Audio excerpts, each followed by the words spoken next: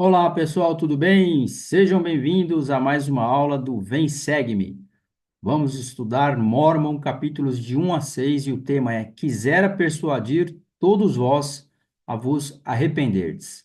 Estudaremos os seguintes tópicos: Posso seguir a Jesus Cristo independentemente do que as outras pessoas fazem.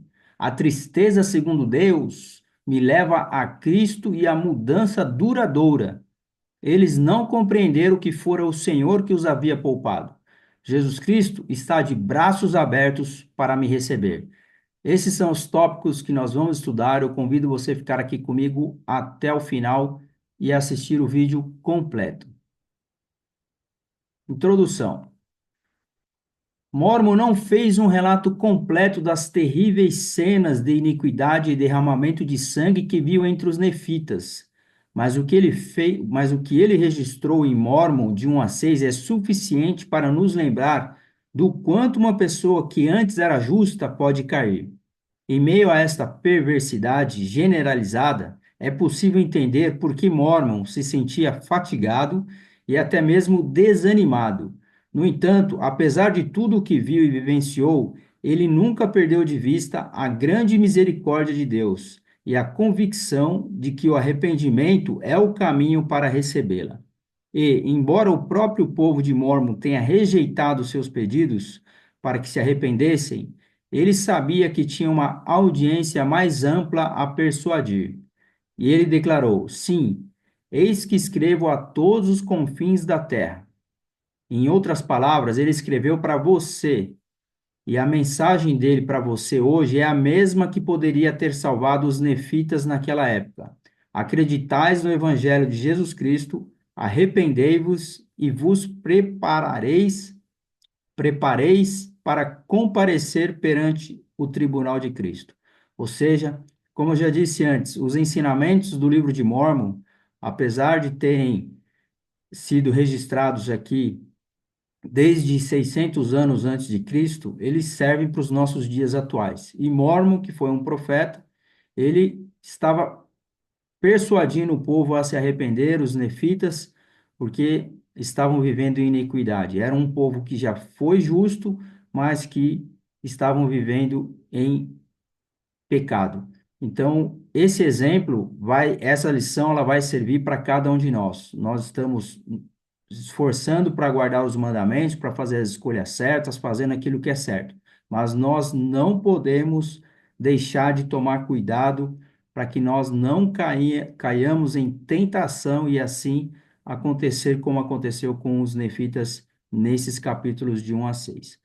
Primeiro tópico: posso seguir a Jesus Cristo independentemente do que as outras pessoas fazem. Mormon 1, de 2 a 3 diz: E em torno da época em que Amaron ocultou os registros para o Senhor, veio ele até mim, quando eu tinha uns 10 anos de idade e começava a ser educado segundo os conhecimentos de meu povo, e disse-me: Vejo que és um menino sério e de percepção rápida. Então, olha só as características que Mormon possuía. Ele era um menino sério de percepção rápida, e ali, quando ele já tinha 10 anos de idade, ele já estava sendo ensinado sobre os conhecimentos do povo. Portanto, quando tiveres cerca de 24 anos, quero que te lembres das coisas que houveres observado em relação a este povo. E quando chegares a essa idade, vai à terra de Antum, a uma colina que se chamará assim, onde depositei para o Senhor todas as gravações sagradas que dizem respeito a esse povo. Então, todos aqueles registros que foram feitos de todo o povo que viveram aqui nas Américas foram guardadas e Mormon foi um dos que foi preparado para poder obter esses registros, porque ele tinha e foi aprendendo e tendo conhecimento sobre como era aquele povo. A iniquidade, porém, prevaleceu na face de toda a terra, de tal forma que o Senhor retirou seus amados discípulos e cessaram os milagres e as curas por causa da iniquidade do povo. Olha só, o Senhor foi lá, retirou seus amados discípulos, ele protegeu os seus, né? Por quê? Porque iria cessar ali os milagres, as curas, por conta de tanta iniquidade daquele povo que vivia em pecado. E devido à sua iniquidade e descrença, já não havia dons do Senhor, e sobre ninguém descia o Espírito Santo. E eu, com 15 anos de idade, sendo de natureza um tanto séria, fui visitado pelo Senhor e provei e conheci a bondade de Deus. Olha só as palavras de Mormon aqui, falando que foi visitado pelo Senhor, pôde provar aí e conhecer a bondade de Jesus. E procurei pregar a este povo, mas minha boca foi fechada e fui proibido de pregar-lhes. Então ele viu tanta iniquidade, tantas pessoas caindo aí fazendo coisas erradas, que ele não conseguia nem pregar o evangelho. Porque eis que se haviam rebelado deliberadamente contra o seu Deus, e em virtude de sua iniquidade, os discípulos amados foram retirados da terra. Então era tanta iniquidade que você não conseguia nem pregar o evangelho.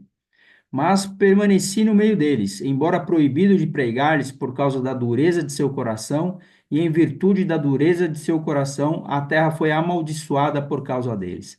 Eu já tentei pregar o evangelho para pessoas que tinham o coração duro e que têm o coração duro e que não deram a atenção devida. Então, muitas vezes nós não vamos conseguir pregar o evangelho para algumas pessoas. Então, o Senhor ele vai proteger os seus amados discípulos e vai fazer com que seja distinguido ali, né, aquele que segue e aquele que vive em iniquidade.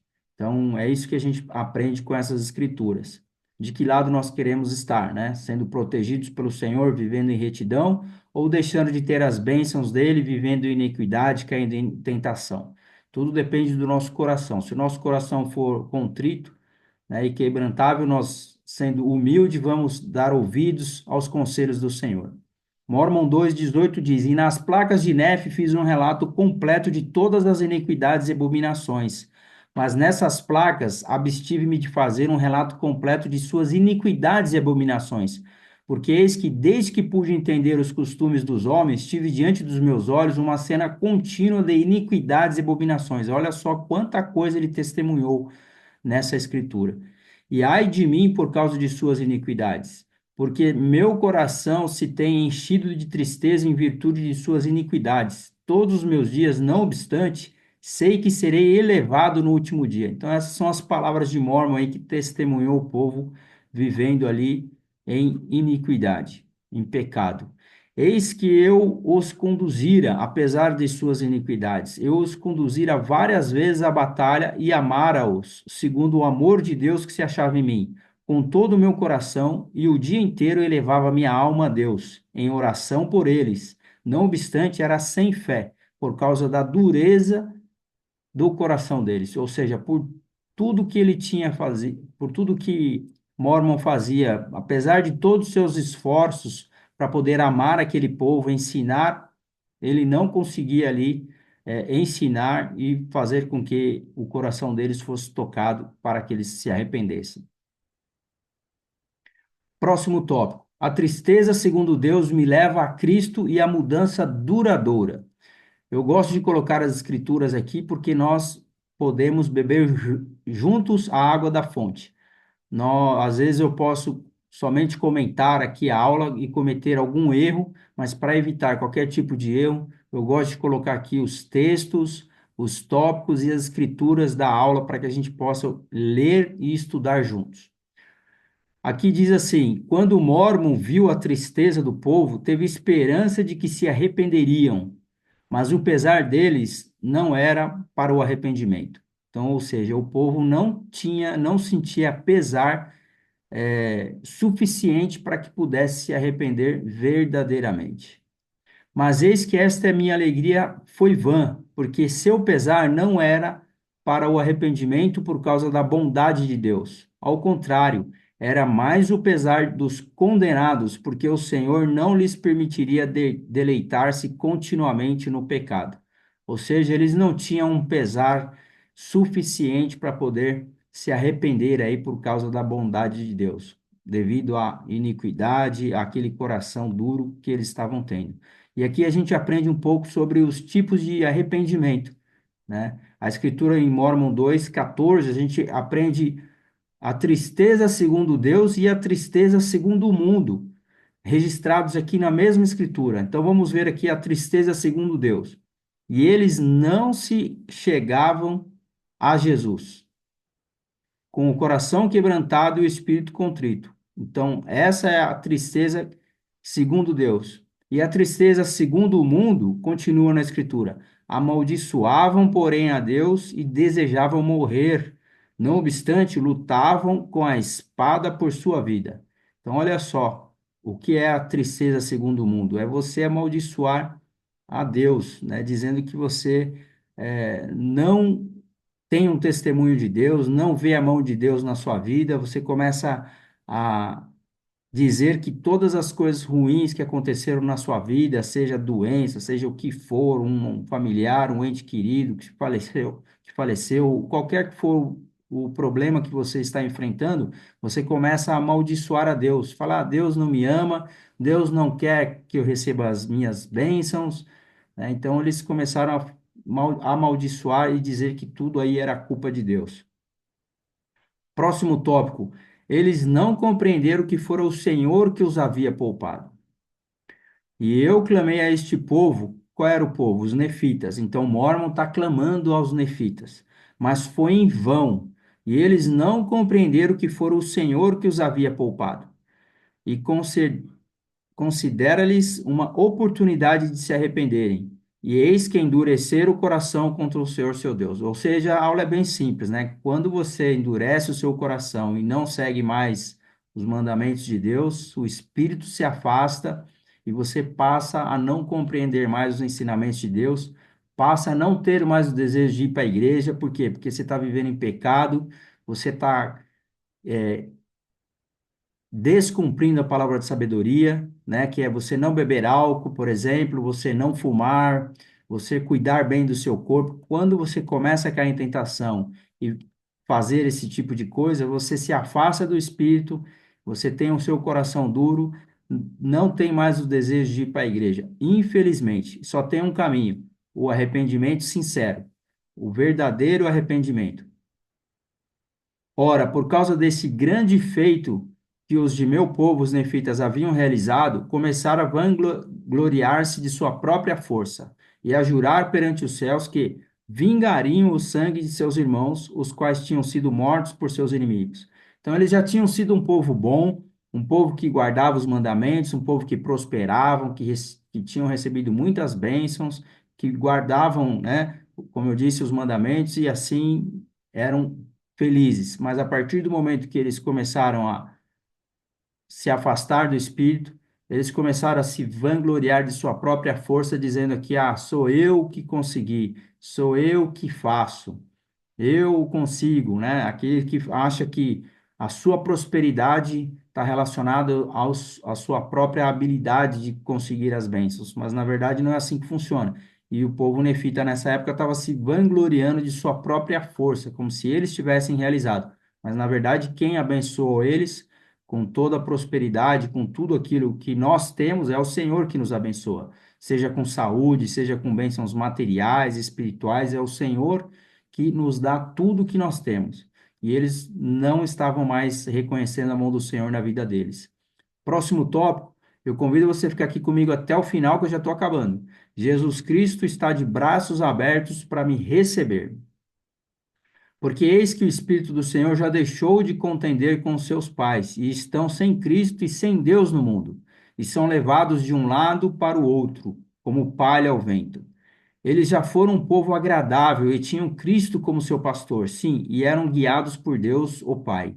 Agora, porém, eis que são guiados por Satanás, como a palha pelo vento, ou como um barco que sem vela, sem nem âncoras, ou nada que possa dirigi-los.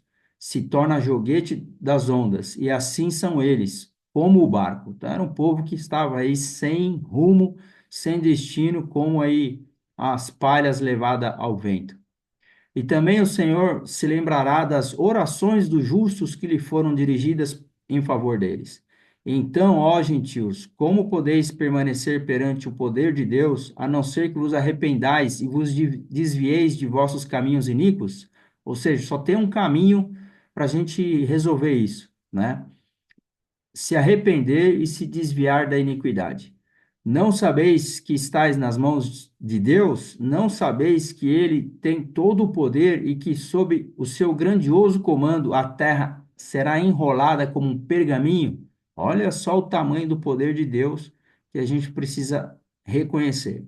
Portanto, arrependei-vos e humilhai-vos perante ele, a fim de que não se levante injustiça contra vós e para que um resto da semente de Jacó não surja entre vós como um leão, e vos despedace, e ninguém haja para nos livrar. Então, aqui os conselhos sábios daquilo que nós precisamos fazer. Ó vós, formosos, como pudestes vos apartar dos caminhos do Senhor? Ó vós, formosos, como pudestes rejeitar aquele Jesus que estava de braços abertos para vos receber? Então, ou seja, ele fala para cada um de nós como que nós podemos nos afastar dos caminhos de Deus, como nós podemos rejeitar aquele Jesus que sempre nos abençoou. Ele continua: Eis que se não tivesses feito isso, não tereis caído, eis, porém, que caístes, e eu choro vossa perda. Ó vós, belos filhos e filhas, vós, pais e mães, vós, maridos e mulheres, vós, formosos, como pudestes cair, mas eis que haveis partido e meus lamentos não vos podem trazer de volta. Ou seja, não basta o pai e a mãe ficar triste, se lamentar por um filho ou uma filha que se afasta, por aqueles que cometem iniquidades. Não, isso não é suficiente, a lamentação, a tristeza. É necessário o verdadeiro arrependimento. O Senhor chora a nossa perda. Os pais choram a perda de um filho, mas somente a decisão do arrependimento e voltar para os braços abertos de Jesus Cristo, que é o que ele promete aqui para cada um de nós, é que nós vamos encontrar a verdadeira felicidade. Não é em festas, não são em eventos, em baladas, em parques de diversões, não são aquilo que o mundo oferece. A verdadeira felicidade está em Jesus Cristo, no seu evangelho restaurado. E logo chegará o dia em que vossa mortalidade se vestirá de imortalidade, e esses corpos que agora se decompõem em corrupção, logo se tornarão corpos incorruptíveis, e então tereis que vos apresentar perante o tribunal de Cristo, para ser julgados de acordo com vossas obras.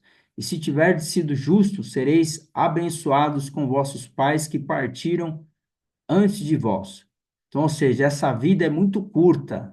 Muitos seguem aquela escritura: comei, bebei e alegrai-vos, porque amanhã morreremos e tudo nos irá bem, né? Então, vamos aproveitar a vida adoidado, porque a vida é muito curta.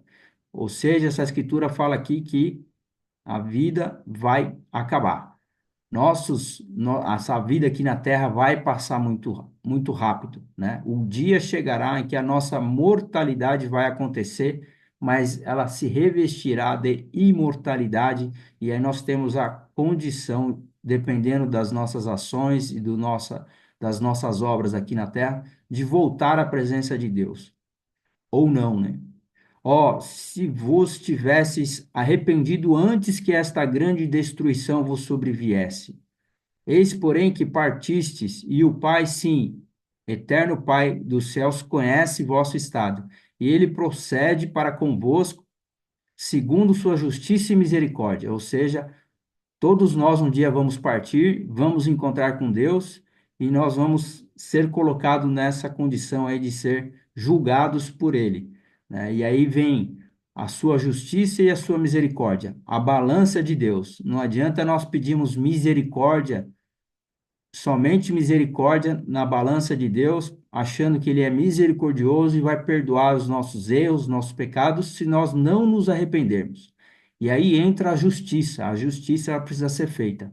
Para aqueles que guardam os mandamentos, aqueles que seguem os caminhos do Senhor, a justiça vai ser feita e a recompensa vai ser dada. Essa balança é sempre equilibrada. Deus, ele é um Deus justo, ele é um Deus misericordioso, ele é um Deus de justiça e misericórdia. Não basta só querer misericórdia, achar que Deus vai fazer a parte dele se você não faz a sua parte. Como diz a Escritura, Doutrina e Convênios 82:10. Eu, Senhor, estou obrigado quando fazeis o que eu digo, mas quando não fazeis, não tendes promessa alguma. Então, ou seja, Deus está obrigado a fazer a parte dele. se você faz a sua. Agora, se você não faz a sua parte, Deus não tem a obrigação nenhuma de fazer a parte dele. Então, não adianta pedir por misericórdia se você não está guardando os mandamentos, não está fazendo aquilo que é certo. Não adianta pedir misericórdia, porque a justiça não vai deixar. Porque Deus, ele é um Deus justo, como diz a Escritura, ele é obrigado a fazer a parte dele, desde que nós façamos a nossa parte. Eu fico por aqui. Próxima aula, entraremos nos capítulos 7 a 9 do livro de Mórmon. E se você tem um testemunho, compartilhe aqui o seu testemunho, deixa aqui o seu comentário, o que você achou dessa aula.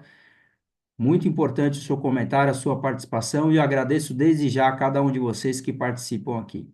Muito obrigado, um forte abraço e até a semana que vem.